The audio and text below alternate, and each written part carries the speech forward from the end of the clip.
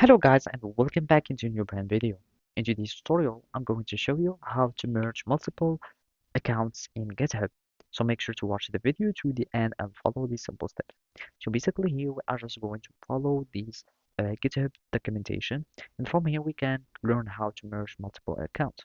And basically all you will be needing to do is just to start transferring the repository. So as you can see, the first step is transferring in a repository, but make sure to use only one personal account to manage both personal and professional repositories. And also you will need to make in consideration that organization and repository access permissions aren't transferable between accounts. That means if you have some access in some account and you transfer the repository, you won't have the same access in the second account. And also the commits or some specific commits cannot be transferred, etc.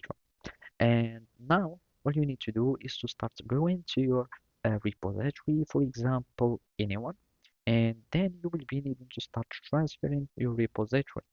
And basically, you can do it by going to the settings, and from there, make sure that you are on the general settings, and then go to the bottom.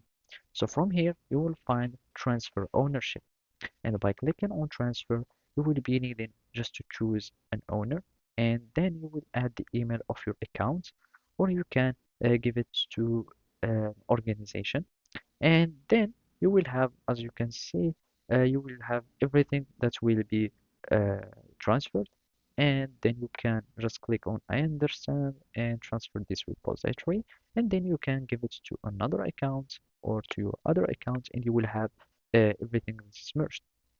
And of course, you will be needing to update the remote URLs.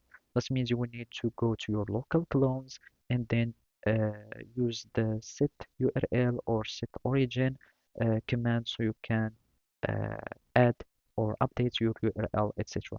So basically, this is how you can do it. Thank you for watching and see you next time.